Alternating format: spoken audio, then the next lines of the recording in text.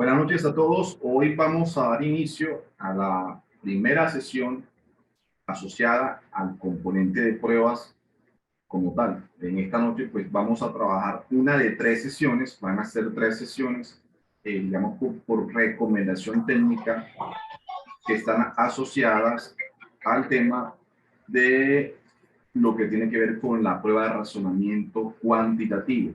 Esa es la denominación real, razonamiento cuantitativo, no es matemática como tal, aunque es un componente matemático. Esta sesión va a ser, como les digo, en 3 pruebas, en 3 sesiones, perdón, este componente. Invitamos al licenciado magíster Freddy Plata, que nos va a explicar cómo la Comisión Nacional de Servicio Civil ha identificado los componentes y va a abordar esta prueba, y pues me imagino que en esta y en las demás sesiones nos tirará ejemplos de ítems asociados a las competencias y los conocimientos de la prueba de razonamiento cuantitativo. Muchas gracias a todos. Profesor Freddy, bienvenido. Su nombre, Álvaro, perdón. Primero que todo, pues, buenas noches. Que el Dios de la vida me lo siga bendiciendo a cada uno de ustedes. Y sinceramente, pues, darle las gracias por esta oportunidad que el Faro Educativo les ha brindado a los educadores del Magdalena para que tengan esta gran oportunidad de poder acceder a unos conocimientos más acordes para la adquisición de esa gran prueba. Como lo decía el doctor Carlos, ya en este tipo de prueba ya no se maneja el componente o el tema como tal o como área matemática, sino que se maneja es razonamiento cuantitativo. Voy a compartirles, les voy a compartir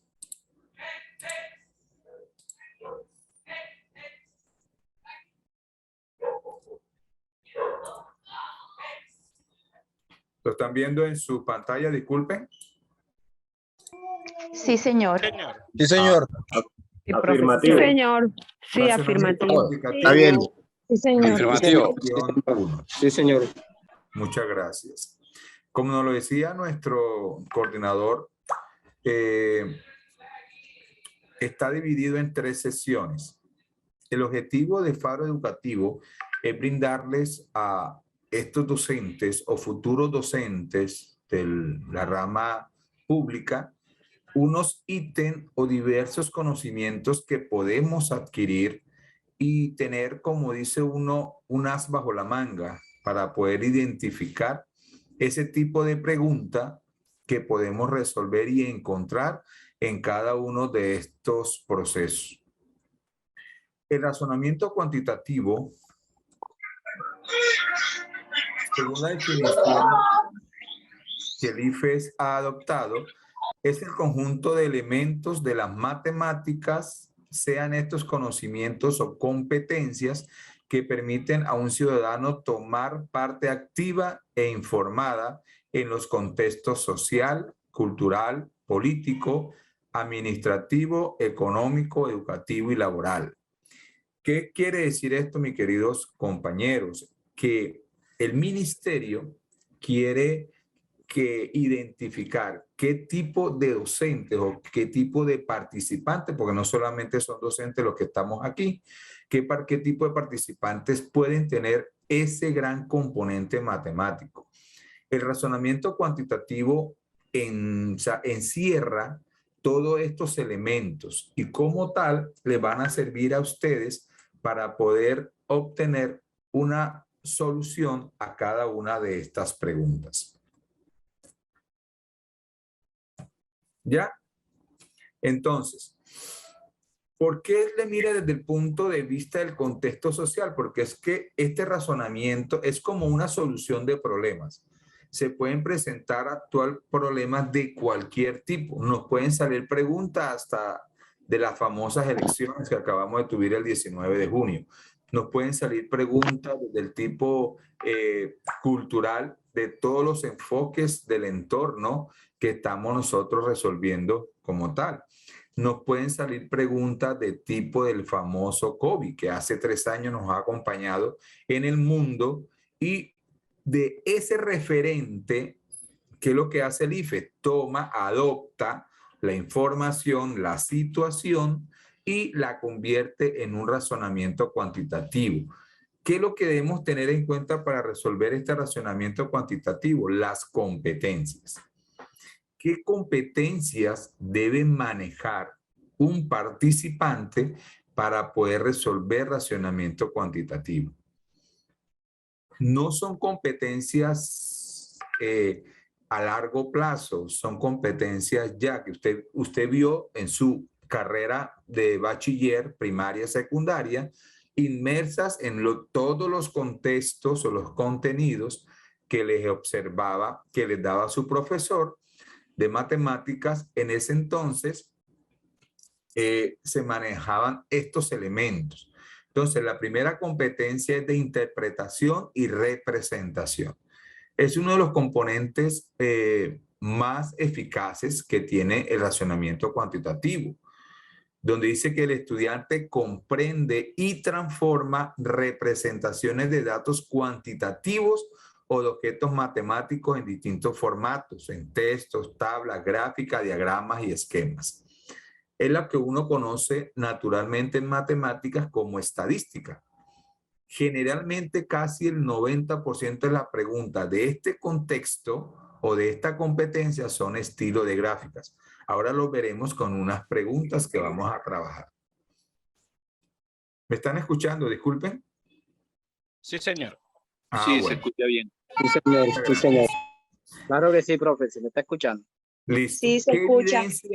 ¿Qué evidencia le sirven al ministerio que usted debe saber? O sea, ¿qué es lo que te evalúa el ministerio en este momento, en esta competencia? El estudiante da cuenta de las características básicas de la información presentada en diferentes formatos como series, gráficas, tabla y esquema. Es decir, que el estudiante debe conocer por lo mínimo qué es una estadística, qué son valores cuantitativos y cualitativos.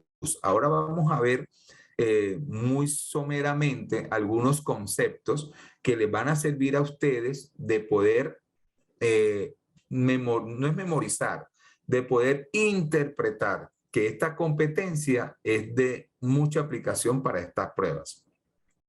El estudiante transforma la representación de una o más piezas de información. ¿Qué quiere decir con esta evidencia? Que el ministerio va a saber qué tan competente es usted si yo a usted le coloco una pregunta de una gráfica, como si de esa gráfica no me habla de un valor total y la pregunta es cuántas personas asistieron a ese evento tomando como referencia esa gráfica, es donde tu competencia interpretativa y representativa te van a determinar la respuesta correcta.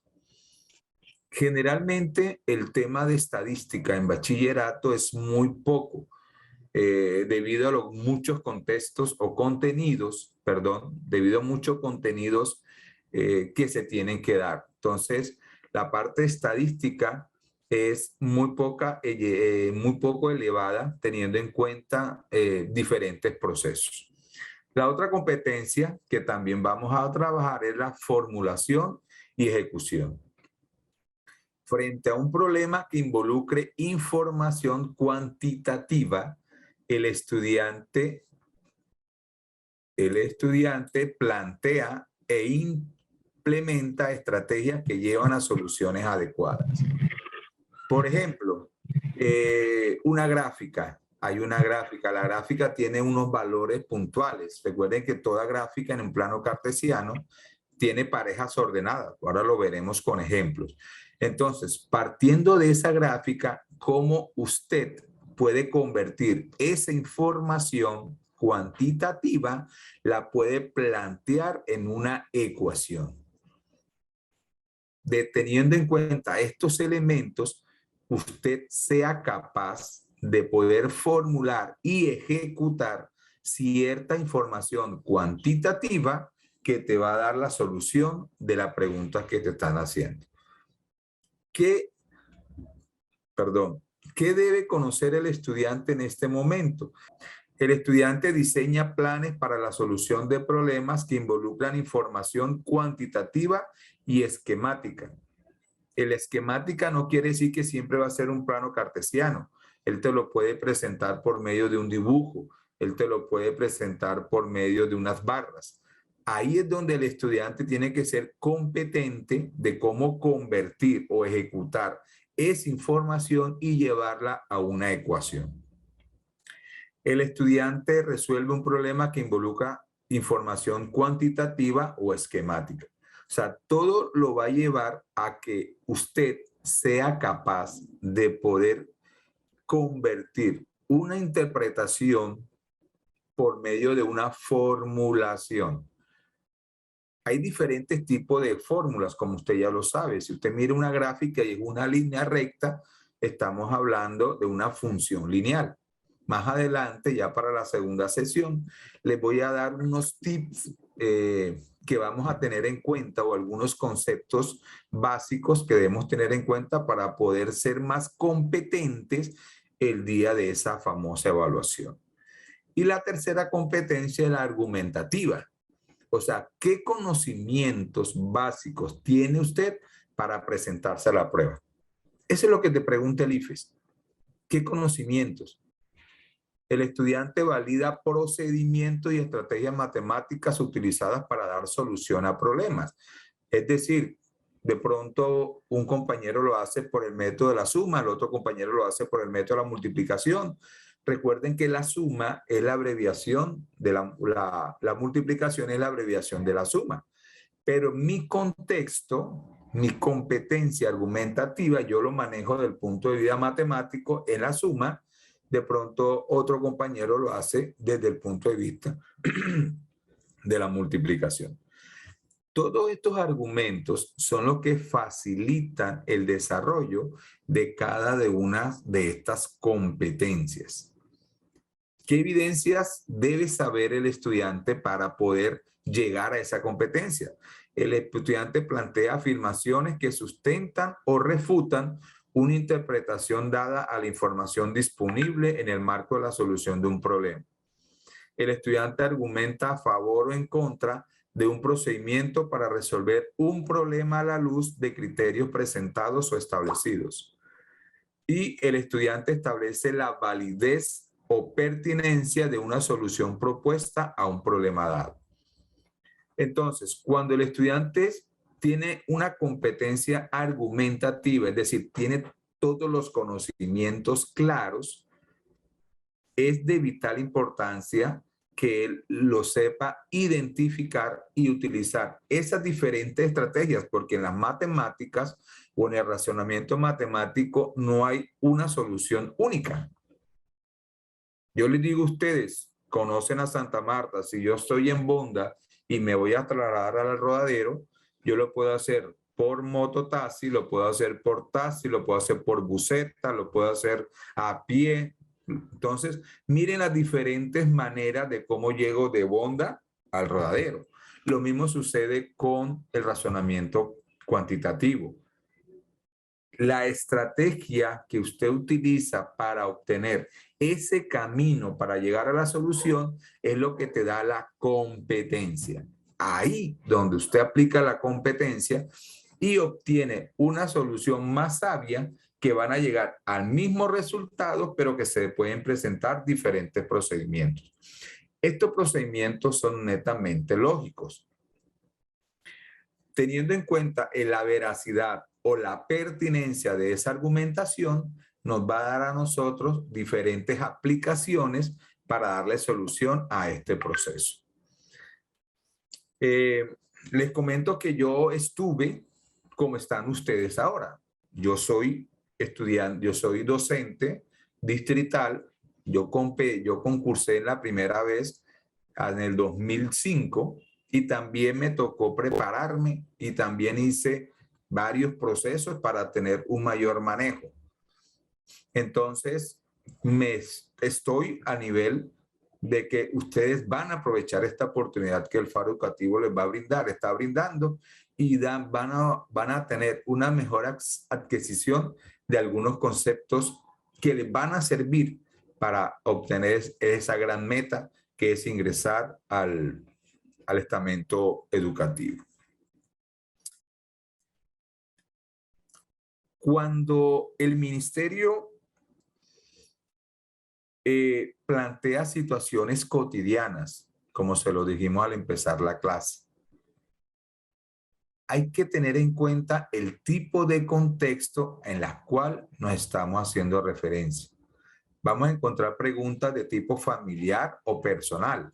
Las problemáticas relacionadas incluyen categorías como finanzas personales, gestión del hogar, transporte, salud y recreación. O sea, cómo el ministerio, a través de una sola pregunta, puede determinar la aplicación del tipo de contexto familiar o personal. Otras preguntas que podemos encontrar es la laboral u ocupacional.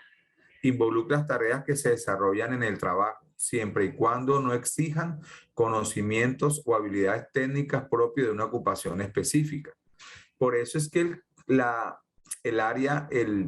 el IFES o el Ministerio de Educación, a través de la Comisión Nacional de Servicio Civil, que es la que evalúa, que es la que determina la evaluación que van a resolver ustedes, lo hace desde ese punto de vista. Es decir, independientemente en el área donde usted vaya a desarrollar sus conocimientos específicos, debe realizar razonamiento cuantitativo. Todas las propuestas o todos los concursos a nivel nacional, independientemente del cargo público que exista, tiene que ver con matemáticas, que en este caso es razonamiento cuantitativo, y tiene que ver con comprensión lectora. Todas, independientemente de la específica, porque a través de su conocimiento, a través de su inscripción, cuando usted se inscribió, ya el ministerio, cuando usted le entregue su examen, le va a determinar cuál es el examen específico de acuerdo al área en que usted se va a presentar para adquirir esa plaza. En este caso sería la del concurso docente. Comunitario o social. Involucra cuestiones como la política, la economía, la convivencia y el cuidado del medio ambiente. Le estoy diciendo, mis queridos compañeros, que el tema del COVID-19 va a ser un referente. Va a ser un referente para poder crear preguntas en las cuales el estudiante sea capaz de lo que está haciendo. Según este contexto de lo que mandó el Ministerio de Educación, los contenidos que el estudiante debe saber en estadística son representación de datos, intersección, unión y contenencia de conjuntos, conteos que utilizan principios de suma y multiplicación, azar y probabilidad, promedio y rango estadístico, población, muestra, nociones de inferencia muestral y error de estimación. Estos son los contenidos que, según la cartilla que se le va el profesor Carlos se las va a enviar, creo que a partir de mañana, aparecen qué tipo de conceptos. Esta sería la parte argumentativa. Es decir, ¿qué debe saber usted en estadística para poder tener un mayor contenido cuando usted le haga un tipo de pregunta teniendo en cuenta esta área? En geometría, tiene que conocer algo sobre los triángulos, conocer círculos, paralelogramos, esferas, paralelepípedos, rectos, cilindros y sus medidas. Miren la diferencia en lo que existe entre un triángulo y un cilindro.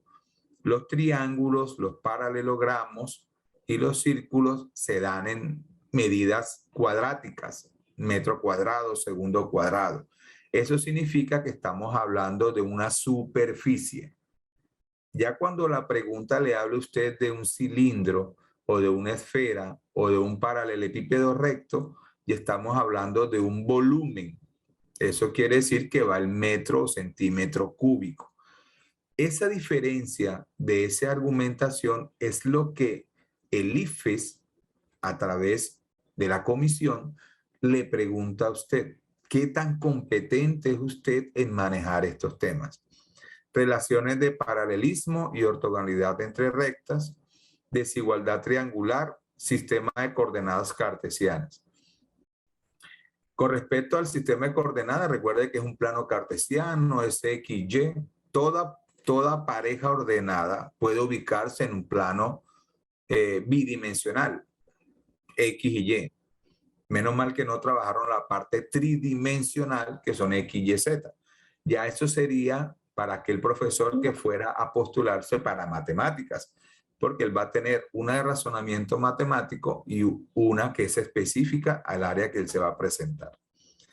Álgebra y cálculo, fracciones, razones, número con decimales, porcentajes. Uso de las propiedades básicas de las operaciones aritméticas, suma, resta, multiplicación, división, potenciación, incluida la notación científica. Relaciones lineales afines y razón de cambio, tasa de interés, tasas combinarias, velocidad y aceleración.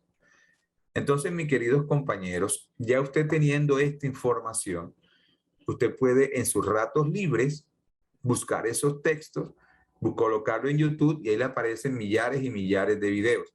No es tanto, mis queridos compañeros, que es mirar los videos y captar, no. Mirar a ver o identificar qué elementos puntuales tienen por lo menos la desigualdad triangular y cómo yo puedo identificarla para poderla resolver si se me presenta una pregunta de ese tipo en las pruebas que voy a presentar. Estos contenidos que ustedes ven aquí son sacados de la cartilla que mandó el Ministerio de Educación. No son inventados por mí, son sacados de esa cartilla que ya el profesor, el coordinador de Faro, se las enviará a ustedes, a sus correos electrónicos, para que usted tenga un estudio más ameno, más ambiguo de estos conceptos y que le puedan servir para resolver situaciones o problemas a continuación. ¿Listo? ¿Tienen alguna pregunta hasta ahí? ¿Quieren que enfaticemos con algo o continuamos? Continuamos. Continuamos, profe, hasta ahí está bien. Listo. Entonces, queda por definido que el razonamiento matemáticos es como una ramita de la matemática que absorbe todos los contenidos, todas las competencias que usted como postulante debe saber para poder resolver un problema. Yo estuve hace 2 años, me llamaron para cuidar un salón donde había unos postulantes para el Ministerio de Justicia, que eran abogados, que eran jueces, entonces ellos tenían que hacer un examen por lo mismo. Actualmente todo es por meritocracia. Entonces, pues yo tomé un cuadernillo y también les preguntaron matemáticas y enfatizaban más que todo en estos tipos o en estos contenidos. Y a veces me di cuenta que a veces la misma pregunta estaba en la información que daban. O sea que no tenías que tener mucho bagaje argumentativo para determinar cuál era la solución a ese proceso. Bueno, entonces les decía que vamos a tratar de resolver algunas preguntas hoy y ya nos quedan 2 secciones a tratar de identificar qué debemos saber, sobre qué debemos saber, ya que usted solamente va a tener, aproximadamente como 2 minutos y medio por pregunta. Entonces, ¿cómo el Faro Educativo te va a dar a ti la herramienta de poder acceder a una mayor facilidad e idoneidad de identificar ese tipo de preguntas? Veamos la primera pregunta. Te vamos a tratar de interpretar. En cierto país, una persona es considerada joven si su edad es menor o igual a 30 años. ¿Listo? Dice, el siguiente diagrama muestra la distribución de las edades para ese país. Ahí está el diagrama. Quiere decir que aquí estamos hablando de estadística. Este es un proceso estadístico. Miren que tiene un diagrama circular donde me habla de porcentajes y tiene los valores supuestos que puede tener cada uno de ellos. ¿Qué significa el marrón, el negro, perdón, que es de 0 a 20 años? Es el 20%. El gris, que de 21 a 35 es de 35%. El de 21 a 35 es el 45% y el gris oscuro, que de 36 a 99 es el 35%. Entonces, si nosotros interpretamos esto, ¿qué podemos dar enseguida? Que no tenemos un valor total de datos. Es decir, no me está diciendo cuántas personas hacen parte al 20%. Solamente me hablan de esos rangos, de un intervalo. De acuerdo con el diagrama, es correcto afirmar que la mayoría de la población de ese país es joven. A, sí, porque las personas de 30 años pertenecen a la porción más grande.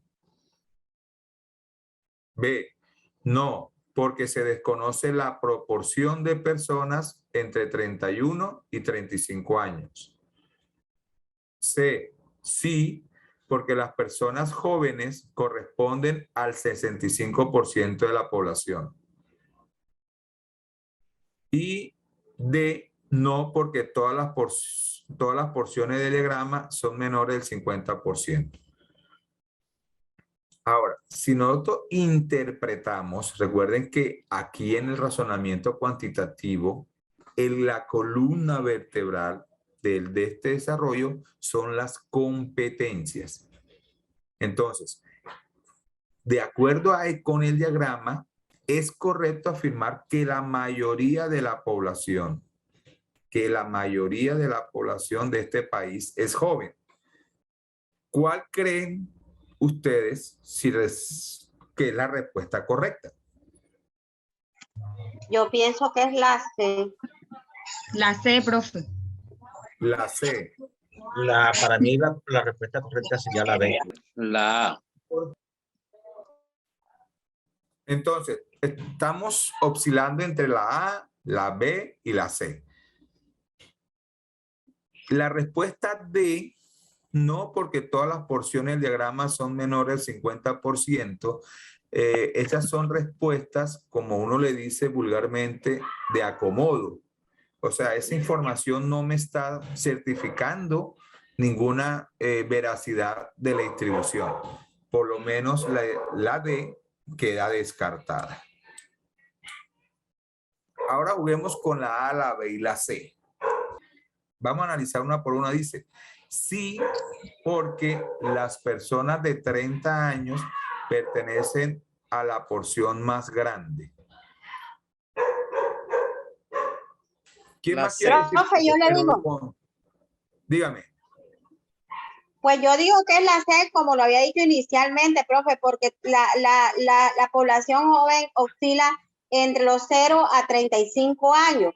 O sea que estamos abarcando un 20% más un 45%. En ese orden de ideas, yo pienso y considero que sí, porque las personas jóvenes corresponden al 65% de la población. Yo quiero... Disculpe, buenas noches. A ver, buenas noches, disculpe. Allí dice que su edad es menor o igual a 30 años, no 35. Exactamente. Por eso yo descarto la C. Claro, se descarta la B tampoco es. Para mí es la A. Para mí es la A. Compañeros. Para mí es la A. Compañeros, Óscar, compañeros, miren, teniendo en cuenta el rango de 21 a 35, ahí hay dos rangos de edades, de 21 a 30 y de 30 a 35. Al no tener el dato de 30 a 35, no podemos afirmar, al sumar al 20% de los 0 a 20, no se puede hacer la sumatoria de los jóvenes realmente. Correcto. Porque ahí no se especifica realmente quiénes son menores de 30 años en el rango de 21 a 35. Al no tener ese valor es imposible, porque puede ser mínimo como puede ser bastante grande. Entonces esa variabilidad no permite determinar exactamente el enunciado, que la pregunta que nos están haciendo en este momento. Miren que totalmente de acuerdo con el compañero. Miren que concordando con lo que dice el compañero, la respuesta que descargó el tutor, que fue en la B, es la correcta. Dado que no tenemos la información sobre el porcentaje exacto de los menores de 30 en ese 20%, no podríamos afirmar que, por decir algo, un 5% están entre 30 y 35 y el 15% está entre 21 y 30. Si no tenemos clara esa información, no podemos determinar si la mayor parte de la población corresponde a los jóvenes.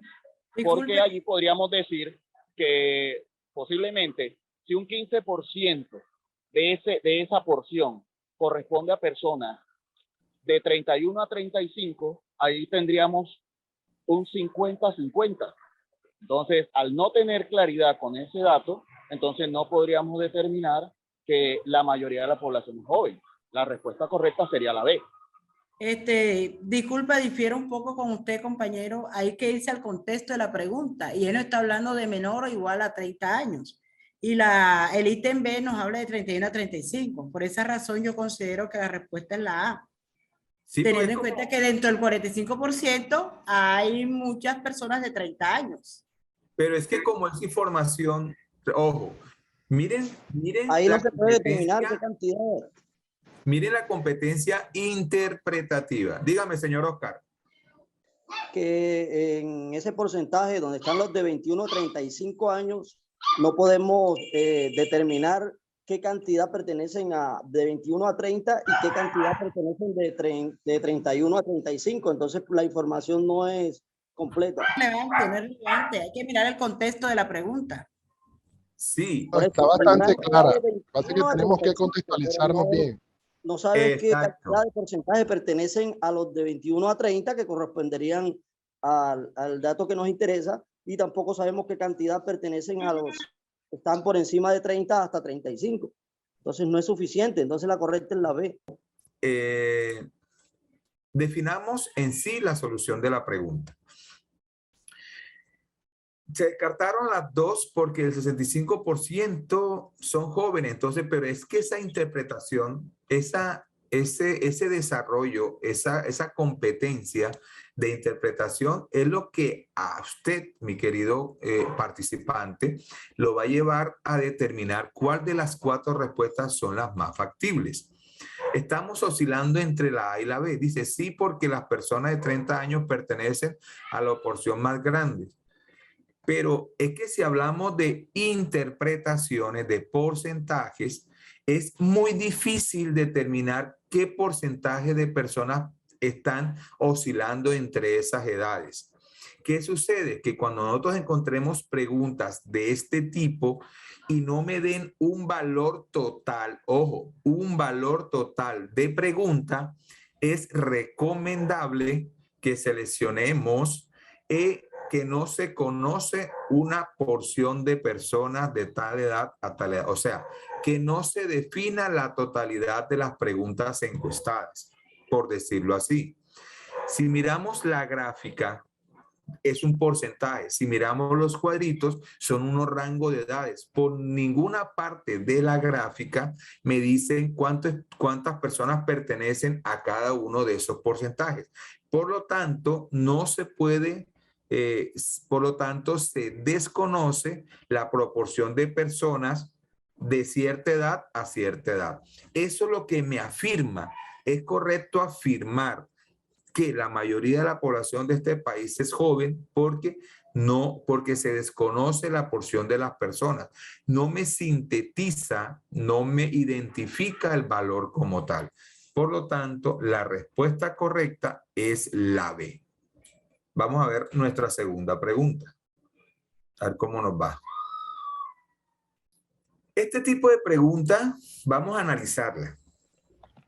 Esta es una pregunta que si usted la analiza bien, usted la puede resolver en 30 segundos. Entonces, miremos la interpretación como tal. Si nosotros miramos el contexto de esta pregunta, miren las posibles respuestas. Ahí el IFES le está pidiendo la competencia, formulación y ejecución. Aquí, él le pide ¿Cómo usted puede sintetizar toda esa información? Dice, un sistema de transporte urbano de una ciudad de Colombia, utiliza dos tipos de buses. La tabla muestra la información del número de pasajeros que puede transportar a cada tipo de bus. Bus tipo 1, número de sillas 36, pasajeros de pie 100. Bus de tipo 2, número de sillas 48, pasajeros de pie 112. Hasta ahí solamente conocemos generalmente cuántas personas pueden ir sentadas y cuántas pueden ir de pie solamente. Dice, el sistema de transporte cuenta con un total de 75 buses tipo 1 y 60 tipo 2. Ojo que ya nos está dando qué cantidad hay de cada bus. Quiere decir que ahí se está ampliando la información. Todo ese contexto y esa parte argumentativa es la que usted debe ir manipulando para darle solución a ciertos procesos. Entonces, ¿qué nos dice el ejercicio? ¿Qué nos está diciendo? Que de este tipo 1 hay 75 buses. Y que de este tipo 2 hay 60 buses. El sistema de transporte cuenta con estos buses, ya lo tenemos definido. Ojo, la expresión, cuando en una pregunta le piden la expresión, te va a validar el componente de formulación y ejecución. Ya algunos me están diciendo la D, excelente. Vamos a ver. Listo. Entonces, ¿cuál es la palabrita clave, la expresión que permite determinar la capacidad máxima? Esa es la palabrita clave que usted debe identificar. ¿Cuál es la expresión que permite determinar la capacidad máxima de pasajeros que pueden transportar la totalidad de buses? Entonces, si miramos la A se descarta porque solamente me está hablando de la silla sentada, de los dos buses 75 de 36, y mire que 75 no trabaja con 48, por lo tanto la A se descarta. Descartamos la B. 75 más 60 no me está hablando de la distribución de cada silla con respecto a su proceso. ¿Listo? La C. Miremos la C. 75 más 60 más 36 más 10 más 48 más 12. Si nos damos cuenta, la C es solamente una suma. Y por ende, no nos va a determinar la solución del proceso. La respuesta correcta es la D. Dice que en el bus 75 hay 136 puestos.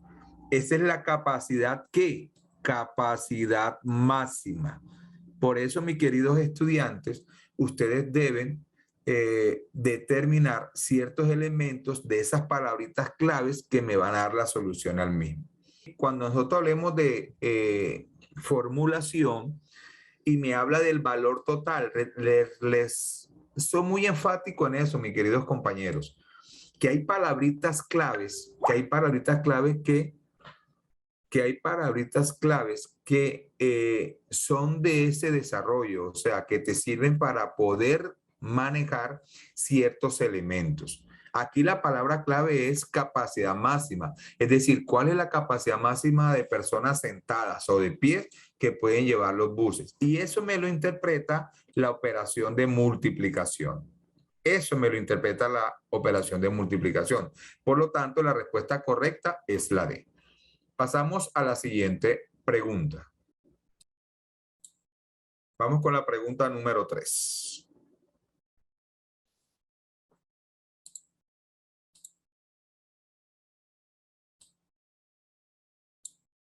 Esta es un poco más abstracta, un poco más complicada. No sé si la pueden observar desde su...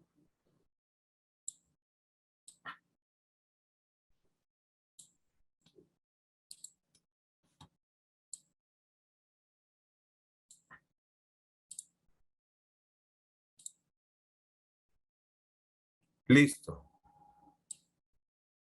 Entonces, ahí está la pregunta número 3. Dice, el capitán de una embarcación debe dirigir su barco desde el punto O hasta el punto P. Entonces, vamos a interpretar eso. Desde el punto O hasta el puerto Q. Pasando por el puerto P. O sea que aquí en P hay otro puerto. Me dice, el trayecto de O a P mantuvo una velocidad constante de 27 nudos. Entonces, decía que el capitán de una embarcación debe dirigir su barco desde el punto O al punto Q, aquí. Dice que mantuvo de aquí a aquí, de O a P, 27 nudos.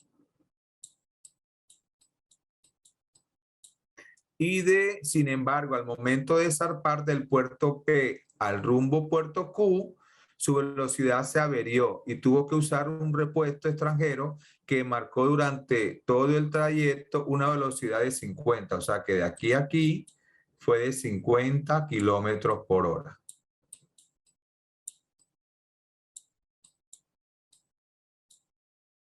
Listo. Al llegar a Q, el capitán tenía que reportar la hora de salida desde O.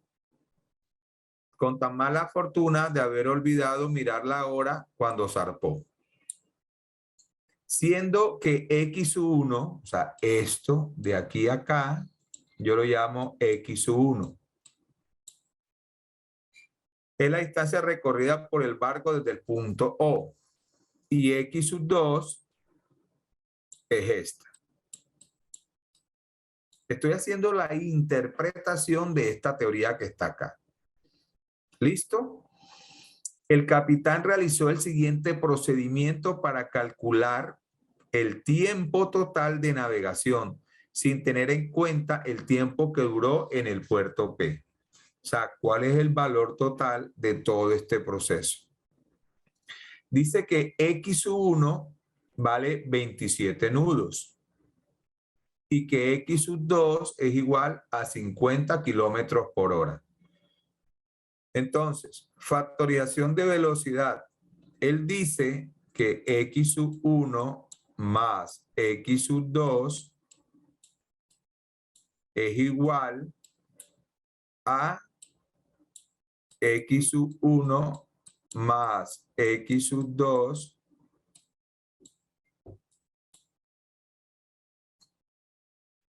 27 nudos. Eso es lo que él define al final. Entonces, ¿cuál de las siguientes opciones justifica el paso factorización de velocidad realizado por el capitán? Ojo, ¿factorización de qué? Velocidad. ¿Cuál de las 4 respuestas me habla de velocidad? ¿Cuál de las 4 respuestas me dice velocidad? La D. La D, ya. La D. Ojo, me está sintetizando o me está simplificando la información. Por lo tanto, la respuesta es la D.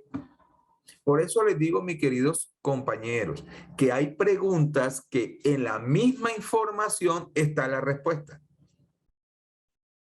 Entonces, si nosotros miramos el contexto de la pregunta, factorización de velocidad, sencillamente la interpretación del ministerio es que usted sea competente en determinar cuál de esas 4 me está hablando de velocidad.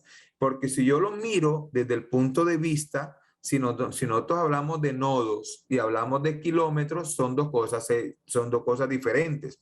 Y para yo poder sumar o restar, no puedo sumar nodos y kilómetros. Debe existir que los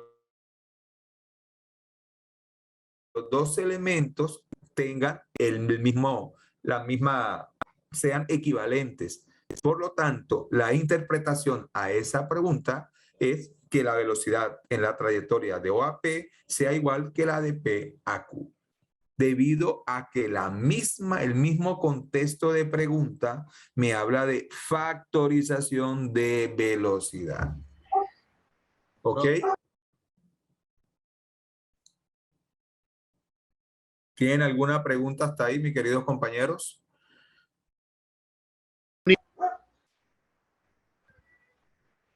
¿Puedo continuar? Bien, profe. Profe, la justificación no la veo clara.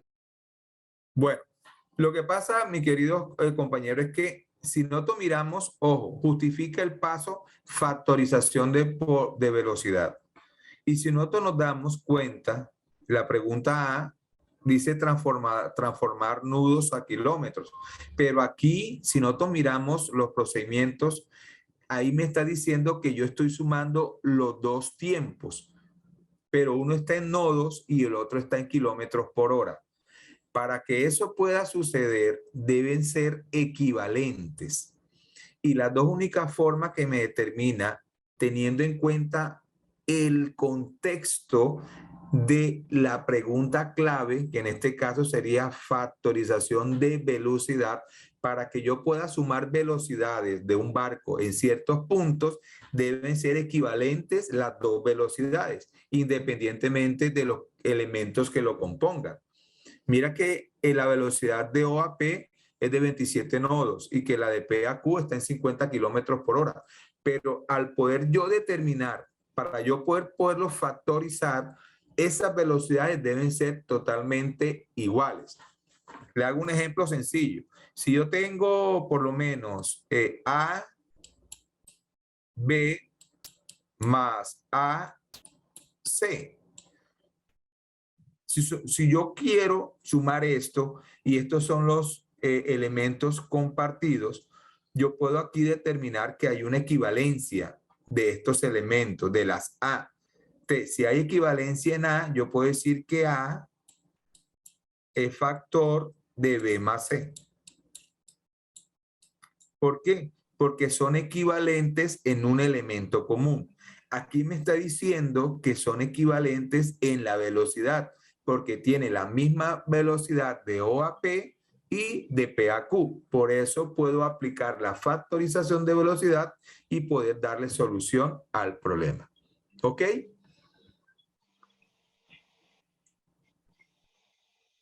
¿Alguna pregunta, mis queridos compañeros? Gracias, profe. No, estamos para eso. No se me queden con la duda, háganme el favor. Bueno. No, profe, está claro. Muchas gracias. No. Gracias a ustedes por entenderme. Déjenme borrar acá para pasar a la otra prueba. Excelente, profe. Muchas gracias.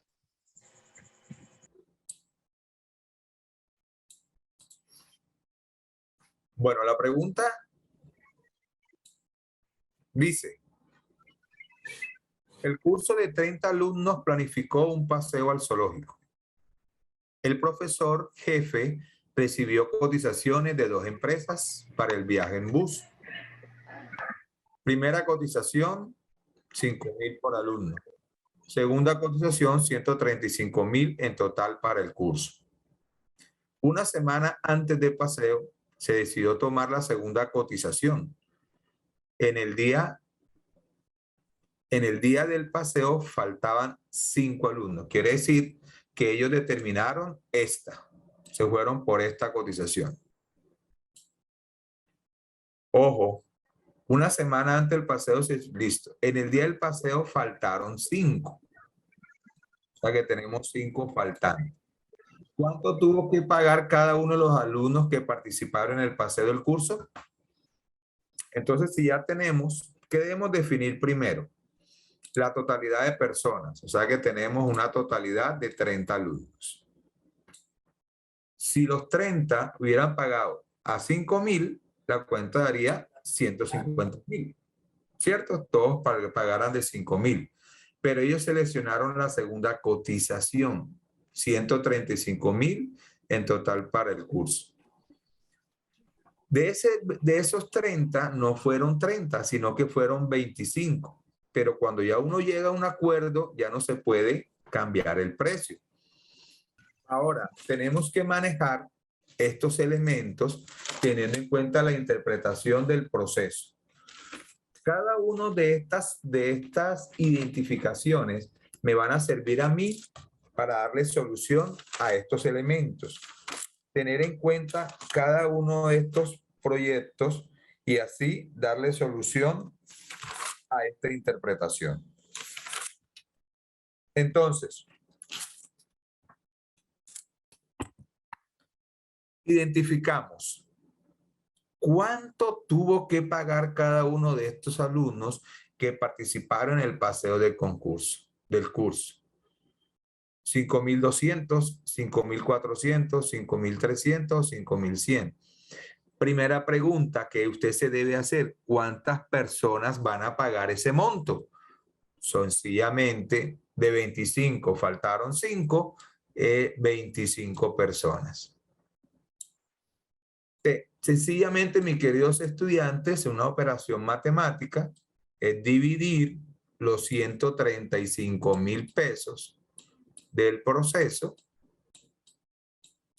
entre las 25 personas que van de paseo. Profe, 5.400 pesos. Esa es la respuesta correcta.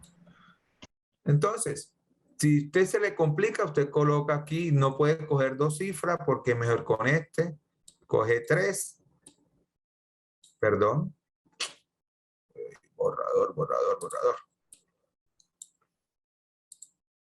Cojo el 5. Multiplico, son números tan feos que me da el sistema. 5 por 5, 25, que 25 es 0. Llevo 2. 5 por 2 son 10 y 2 son 12, que 13 es 1. Bajo el 0. ¿Qué número multiplicado por 25 se da 100? Es el 4. 4 por 25 da 100, que desciende a 0. Como me quedaron 2 ceros, la respuesta es, como nos dijo el compañero, 5.400. Entonces, si se dan cuenta, este componente que es de, ¿qué argumento necesitamos hacer? Solamente una simple división de identificar qué tan prioridad hay con respecto a cada uno de estos elementos y así darle solución a estos procesos. ¿Alguna pregunta?